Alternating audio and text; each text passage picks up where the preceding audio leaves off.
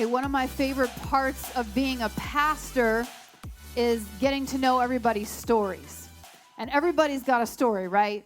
Raise your hand, you got a story? Everybody's got a story. And you know what? Every story matters to God. And many of you know that my husband is a filmmaker, right? And so, you know, when we're watching a good movie, a good story, oftentimes my husband is sitting next to me giving me the director's cut in the story. He's like, hey, did you see that rack focus right there? Hey, check out the composition. Oh, that lens flare, that shouldn't have happened right there. And sometimes when we're watching a good story, I have to like put my husband on mute and say, honey, can we just watch the story, right?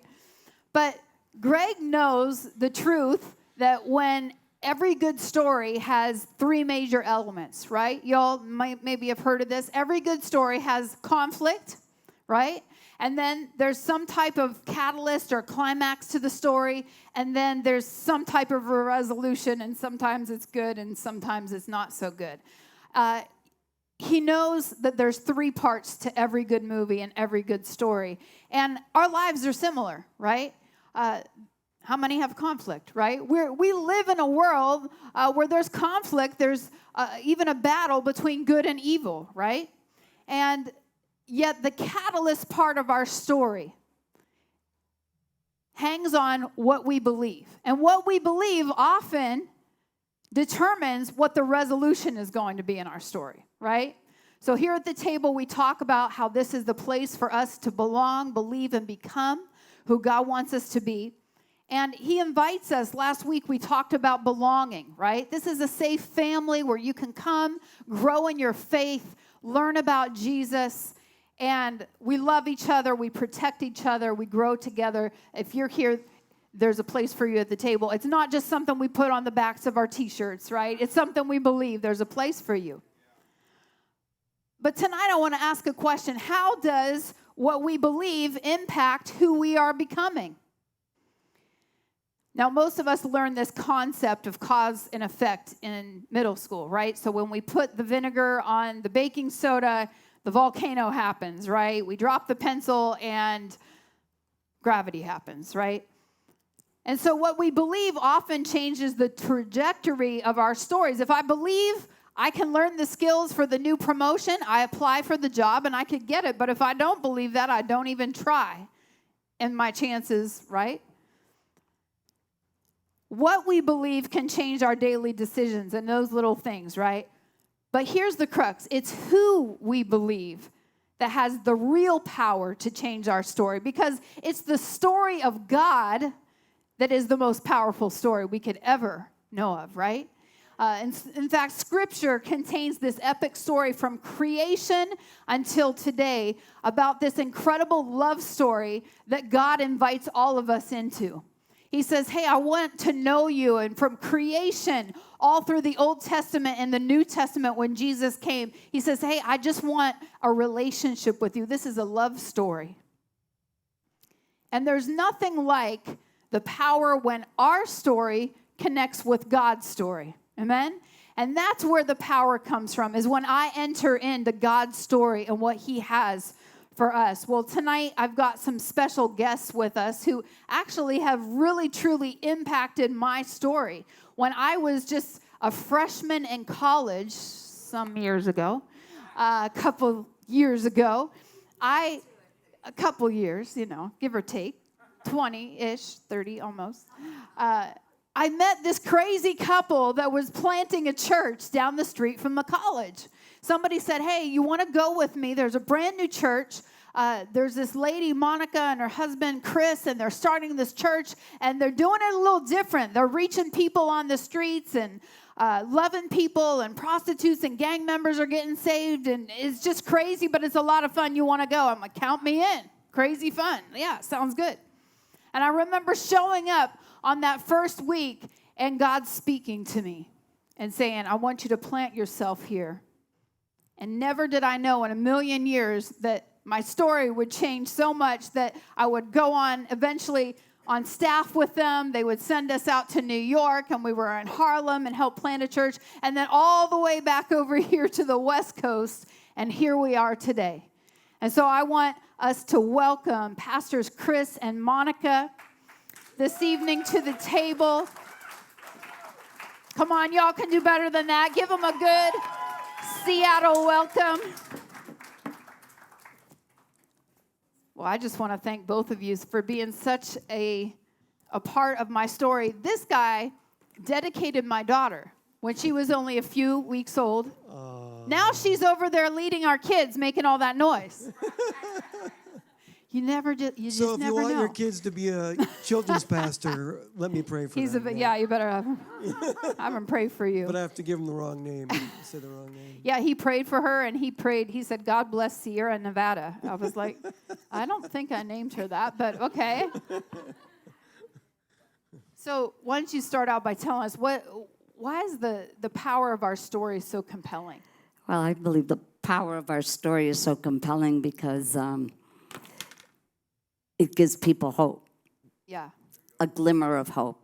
Right. And that's all it takes. Yeah. I think that what makes for a great story, like a movie, right, is when God does something that is, supernatural or out of the norm or beyond what you can do in yourself. It comes out of our emptiness, right? When we've used everything up and it's all gone, or it was never there. Right. Yeah. You know, I don't want to take time, but Greg, I'm going to tell on him because, so back when we first started, right, we needed a bass player, right? And Greg, I don't know if he knew the bass, right? But he had no experience, right? Right. None. Empty. Yeah. Right? No experience. So I took my keyboard and I drew letters on the piano with a marker, right? A, B, C, D. And I said, Greg, just follow my left hand, right? And Greg, how he became just so gifted and talented, right? I can't take credit that it's because of me, right? But it's really amazing how God even takes dreams out of like nothing, out of emptiness, and turns it into something. You were sharing a story in the Bible that I think is really appropriate. Yeah. Acts chapter 3, verse 1 through 11 says this. One afternoon, Peter and John were going up to the temple at the hour of prayer, the 9th hour. Yeah. And a man who was lame from birth was being carried to the temple gate called Beautiful, where he was put every day to beg from those entering the temple courts. And when he saw Peter and John about to enter, he asked them for money. Mm-hmm. Peter looked directly at him, and as did John, said, "Look at us." Yeah. We got nothing, right? Said Peter. So the man gave him his attention, expecting to receive something from them. But Peter said, "Silver and gold I do not have. Yeah. But what I do have, I give to you." Peter admitted that he had nothing, right?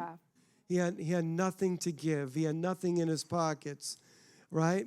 But his emptiness, right, didn't stop the ability of what the miracle that was going to happen. That's good. What he didn't have didn't determine the future. Yeah.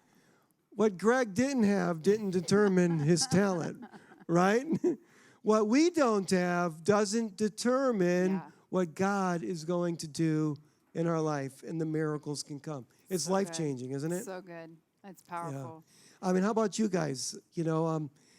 Haven't you found that it's the empty places that somehow brought the greatest of stories? Right. I remember when I was just in high school and laying there and just kind of feeling a little empty and hopeless about like my future. And I remember saying this, just a simple prayer. I remember laying there saying, God, there's got to be more to life than just me being expected to get married and have a family and a career. God, there's just got to be more. And what I didn't realize at the time was it was really my emptiness in that prayer that really invited Jesus to come in and give me that more that I was looking for. But it had to kind of start with me feeling that emptiness. So emptiness is actually a gift. True. Right?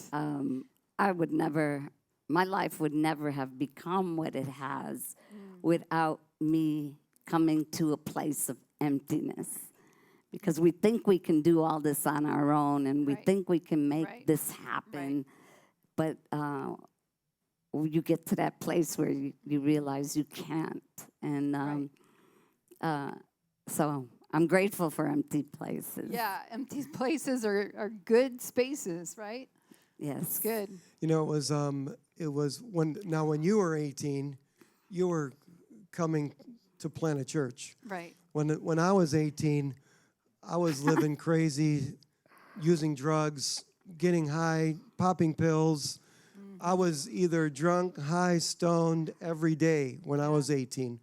And I grew up in a Catholic church, but when I got old enough to really think for myself, Yeah. I really saw. I don't blame the church, but I saw no God there. I saw no God anywhere. I didn't even know I was empty. Right? Right. It wasn't until I was in my addiction and in my craziness that I was about 20 years old. I was smoking pot with a guy who I grew up with, who had just given his life to the Lord a couple months before. And he starts telling me about the Lord, right? We're getting high talking about the Lord. But you know what? That's what you do. Now, you guys look all goody two-shoes, but when you're when you're messed up, you talk about politics or God, right? And you're high, Anyway, a couple weeks after that, I was in a lot of trouble. Police are outside. And for the first time in my life, since I was maybe a little kid, I got on my knees and I said, God, if you're real, would you please show yourself? And God supernaturally showed himself. It was my emptiness, right? That I cried out to God for the first time. Wow. Incredible. Monica, you've had even a more miraculous change story from your emptiness. Amen. I'm going to continue reading in Acts 3, verse 6 through 8. But it says, but Peter said, silver or gold I do not have, but what I have I give to you in the name of Jesus Christ of Nazareth. Get up and walk. I love this. Here's a guy looking for money. We always run into people looking for something, looking for money, and he walked away with so much more. Right. Taking him by the right hand, Peter helped him up, and at once the man's feet and ankles were made strong. He sprang to his feet and began to walk. Then he went with them into the temple courts, walking and leaping and praising God. I know he didn't expect that to happen today, But he had an encounter. Yeah. He had an encounter with a supernatural God. He had an encounter with Jesus that brought real change in his life.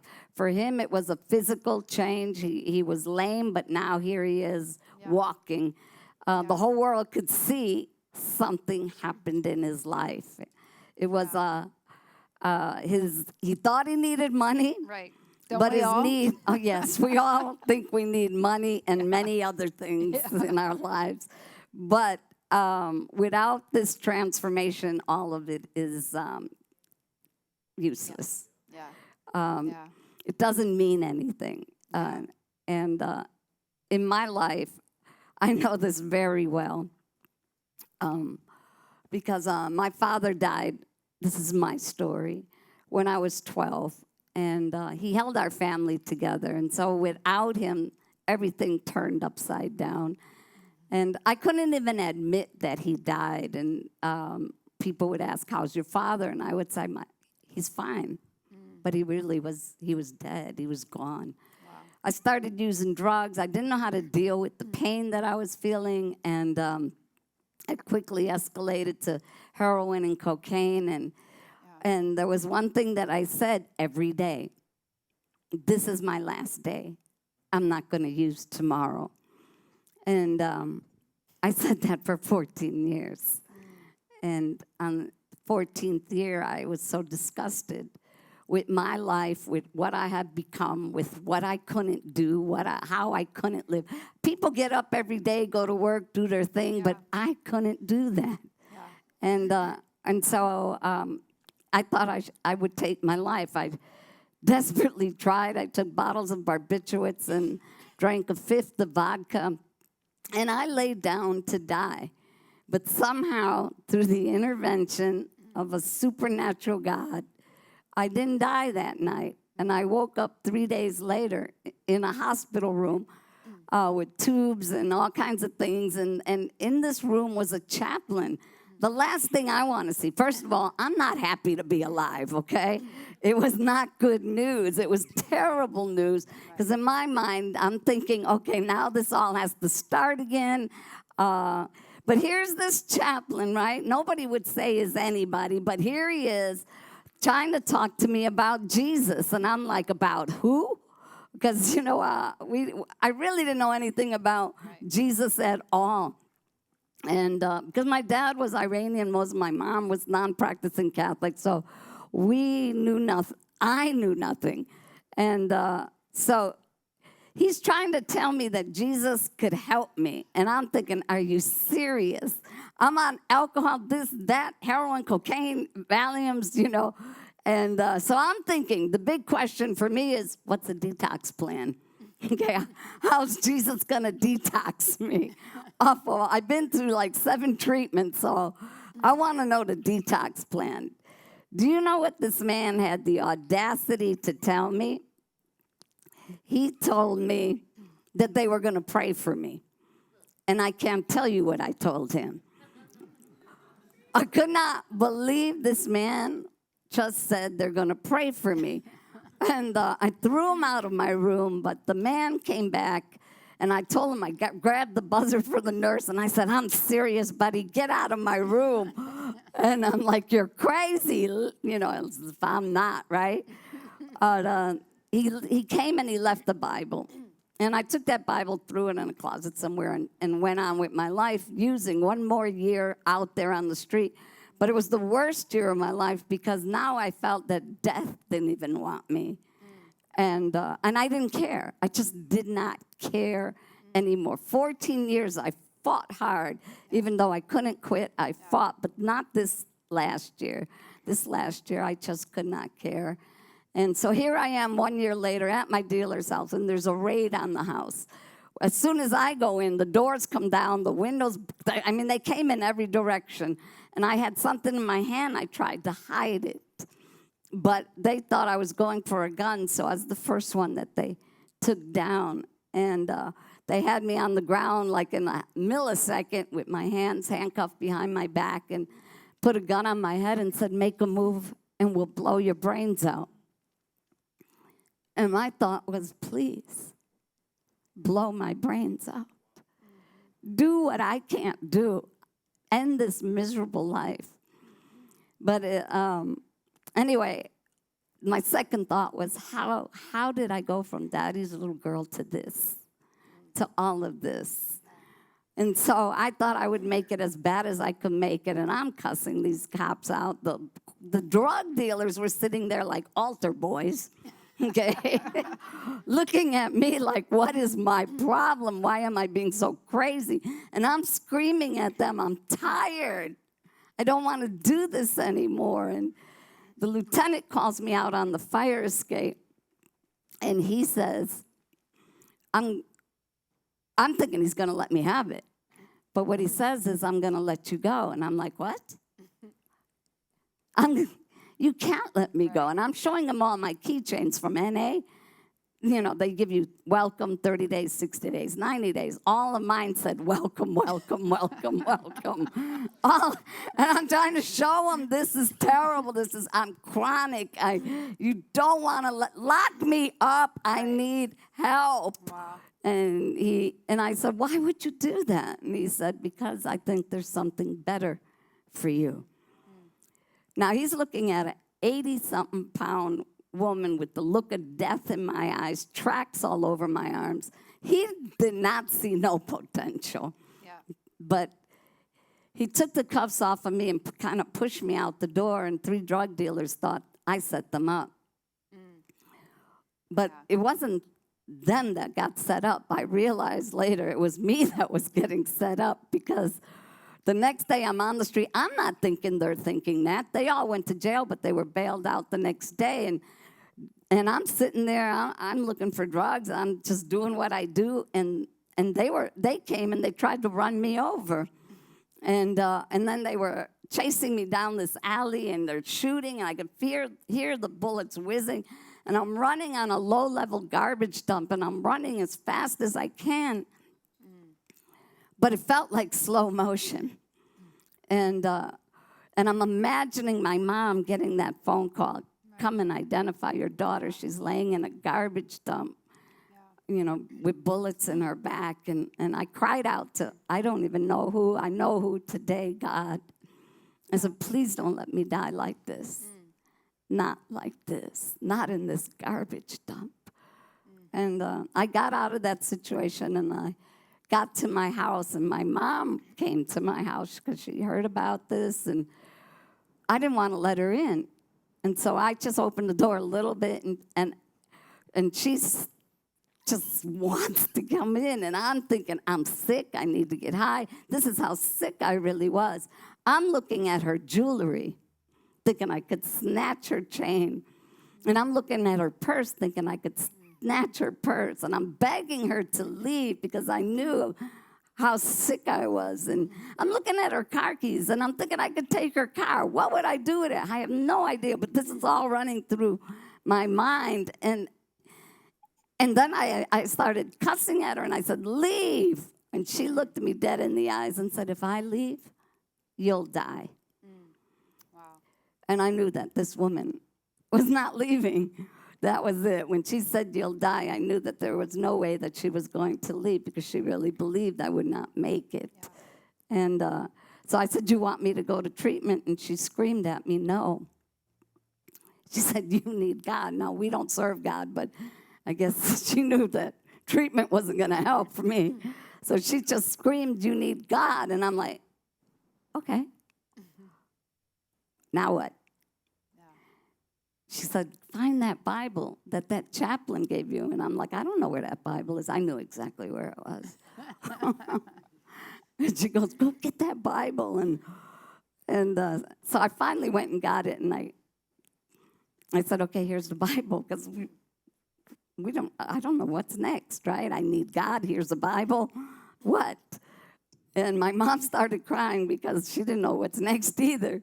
And so it kind of fell open to a page because the chaplain back that gave me this Bible put the address of a Christian discipleship home in it. And so she said, let's go here.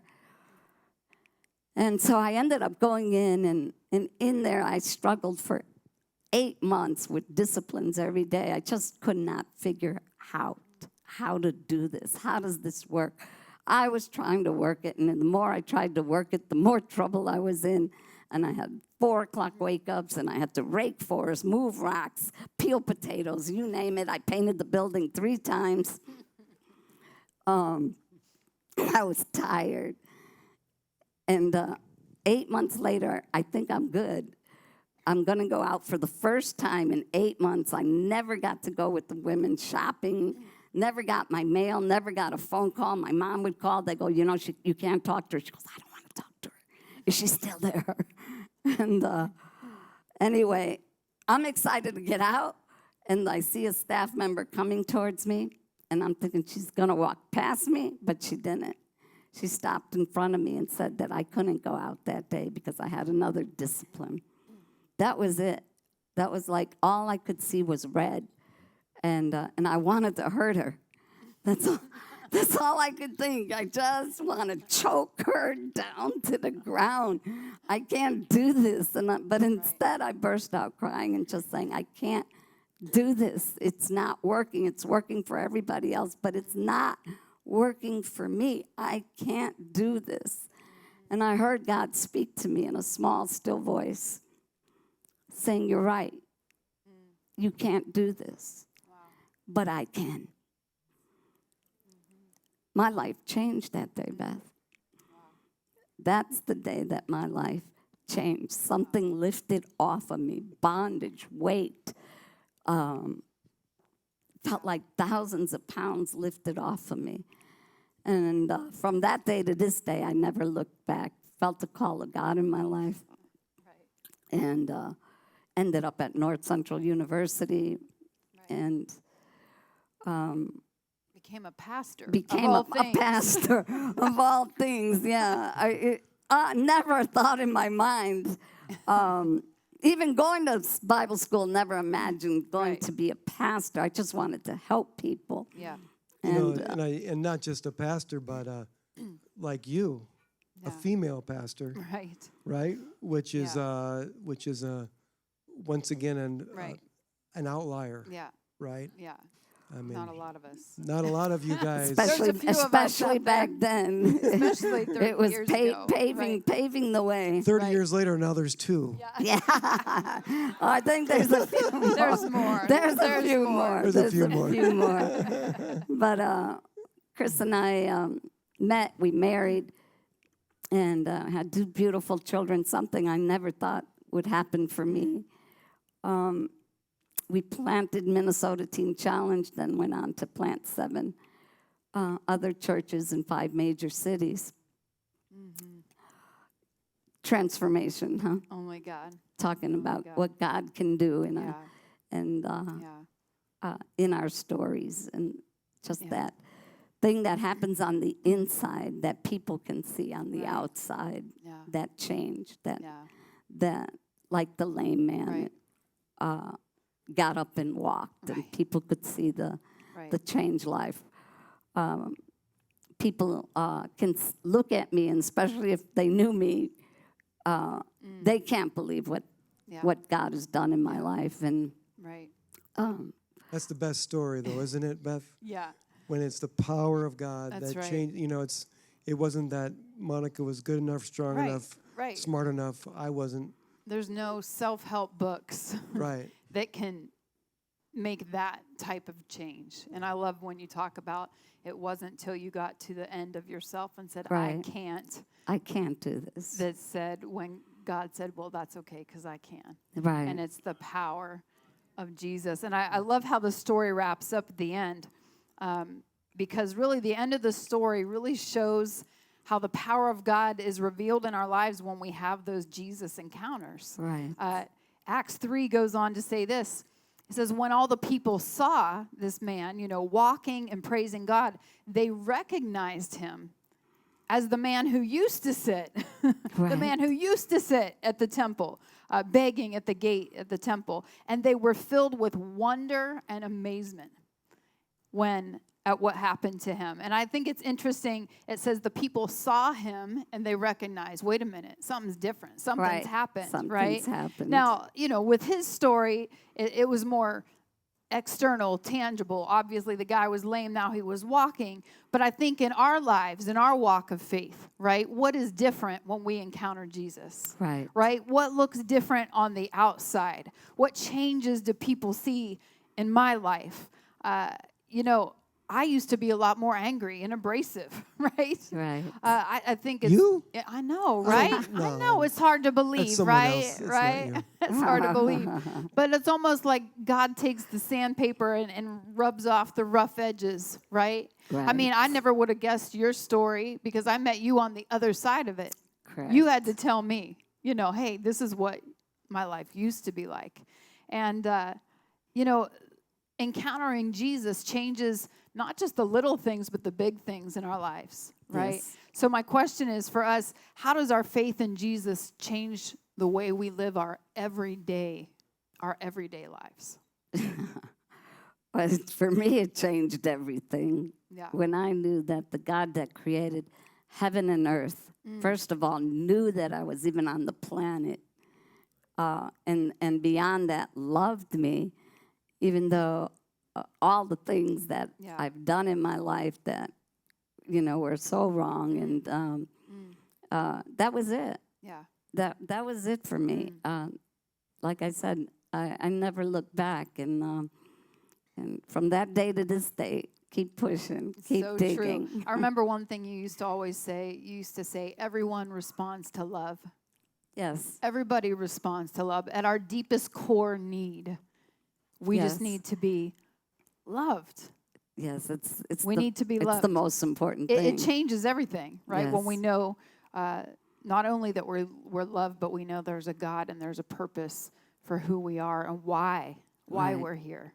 What changes with faith is not just the way we act, but the way that we think and the way Yeah. that we approach people, the way we look at people, Yeah. right? I don't think Ricky came back in, but as just before church, Yeah. the security grabbed him because he had stolen a Oh, blanket, Yeah. right? Yeah. And all I could think of was Ricky, man, you know, I love you so. Like they were talking bad about him and putting him down. Yeah. And my only thought was, Ricky, man, God loves you, Yeah. and Yeah. there really is hope for you. That's You know right. what I mean? That's there right. really is hope for you. Yeah. Absolutely. And some of the team members came and brought him water and food, Yeah. and Yeah. I mean It's just the little that's- things, right? that's like a that. real change, right? Right. Because before we Yeah. would like, man, you took, you know, all the Right. things that are righteous that Yeah. we feel is Yeah. right. But man, we act differently, right? That's right. We really, That's and right. we act weird, Yeah. like we're nice to someone Yeah. who deserves deserve it. retribution, Peculiar. right? And that it's beautiful. Yeah. And commend you guys for treating Ricky with such respect. Yeah. You know what I notice about you, Chris? We worked together for so many years is that you believe in people and you see potential in people that they don't see in themselves. You know, and I remember the first time you even invited me up to help lead worship. I'd never led worship in my life. Chris is like, come on up and help me lead worship. I'm like, you sure about that, right? But you believe in people. I mean, you know, that's the thing about Jesus is everything changes, how we treat people. And, you know, I think there's two ways that God's glory is kind of revealed in our story. And it's through our words and our actions, right? It's through our words. So 1 Peter 3:15 says this. It says, always be prepared to give an answer to everyone who asks you to give the reason for the hope that you have. Right? But do it with gentleness and respect. How many agree we need a little bit more gentleness and respect out there, especially on social media? Can we all just agree to just be nicer, right? Right.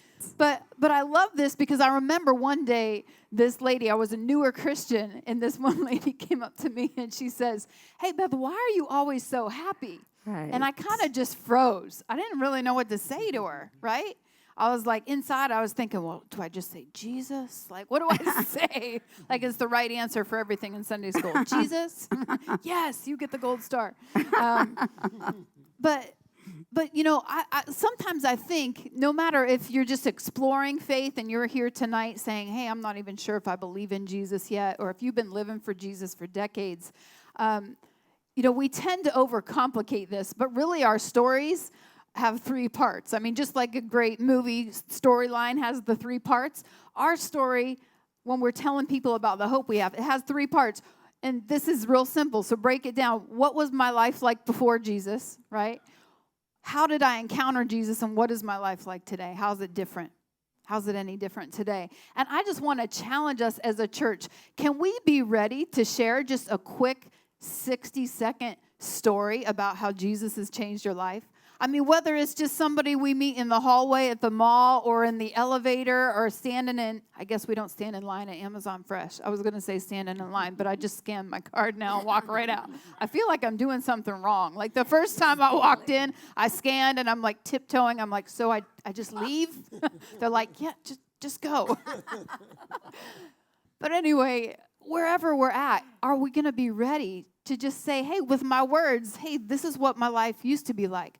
I used to be depressed. I used to suffer with anxiety. I used to be an addict, right? I used to be just lonely and feeling like lost, right? That's kind of my story. God, I'm just feeling lost. But when I met Jesus, at that moment, like you said, everything changed. And now today, look at my life.